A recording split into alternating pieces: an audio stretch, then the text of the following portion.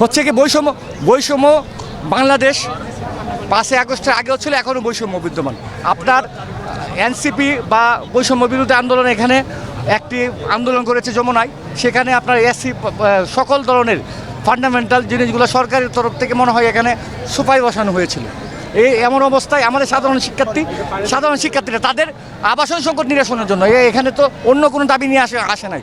প্রত্যেকটি সংগঠন আমরা জগন্নাথ বিশ্ববিদ্যালয়ের সকল ছাত্র কৃষি সংগঠনগুলো এবং আমরা ছাত্রদল সহ বাংলাদেশ জাতীয়তাবাদী ছাত্রদল সহ সকল ক্রিয়াশীল ছাত্র সংগঠনগুলোকে নিয়ে সাধারণ শিক্ষার্থীদের প্রাণের দাবি জানাতে আমরা এখানে এসেছি।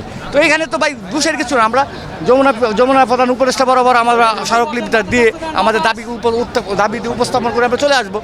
এটাই তো একটা শান্তিপূর্ণ একটা কর্মসূচি। এখানে পুলিশ অতর্কিত হামলা করে এই বৈষম্য বাংলাদেশ যে এখনো বিদ্যমান আছে এটাই এবং তারা আমাদের এখানে কাঁদুনে গ্যাস ছুড়ছে, শব্দ বোমা ছুড়ছে। আমরা এখানে শান্তপূর্ণভাবে বসেছিলাম, তখন মহিলা পুলিশ দিয়ে আমাদের গায়ে হাত তুলেছে। আমরা যখন বসি, আমাদের ভাইরা না থাকলে আমাদের টেনে ইচ্ছে নিচ্ছিল। বসি যে আমরা চুপ করে বসে আছি, আপনারা কেন করতেছেন? শান্তিপূর্ণভাবে আমরা আন্দোলন করতেছি, কেন গায়ে হাত দিচ্ছেন? তারা আমাদেরকে টেনে নিয়েছে। আমাদের টাকায় কেন বলেন? আমাদের টাকায়, সেটা কেন আমাদের গায়ে? এটা জবাব দিতে হবে। আমাদের বসানো অন্তর্বর্তী সরকার কোথায়?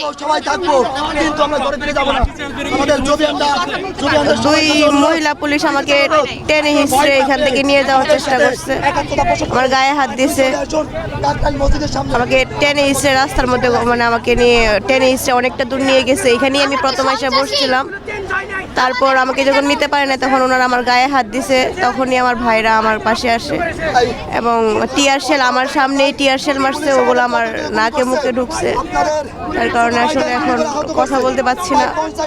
আমরা তো হামলা করার কোনো প্রশ্নই আসে না। আমরা শান্তিপূর্ণভাবে আমাদের দাবি আদায়ের জন্য আমরা জাস্ট যমুনার সামনে গিয়ে আমরা আমাদের দাবি জানাতে এসেছিলাম, কিন্তু তারা তো আমাদের সেই সুযোগটাই দেয় নাই। আমরা যাওয়ার পথে আমাদের উপর আক্রমণ করছে পূর্ব পরিকল্পিতভাবে। ওরা আসলে ওদের আচরণ দেখে মনে হচ্ছে ওরা সব স্বৈরাচারের দূষর এবং আওয়ামী সরকারের আমলে চাকরিজীবী হয়, এখন তারা সাধারণ শিক্ষার্থীদের খুবই ভয় পায়, ওদেরকে দেখলেই ওরা আক্রমণাত্মক হয়ে ওঠে। 2014 সালে আমরা হল আন্দোলন করি জবিয়ান্সরা, এবং সে সময় দেখা যায় আমাদের আন্দোলনের মুখে আমাদেরকে একটি মেয়েদের আবাসিক হল দেয়। জবিয়ান একমাত্র পাবলিক ইউনিভার্সিটি যার 11টা হল থাকার পরেও সে হলগুলো আজ বেদখল। আমরা বারবার সরকারের কাছে আবেদন জানিয়েছি আমাদের বাজেট বৈষম্য যেন না করা হয়। আমাদের জগন্নাথকে সবথেকে শিক্ষার্থী প্রতি সবথেকে কম বাজেট আমাদের জবিয়ান্সদের জন্য বরাদ্দ থাকে।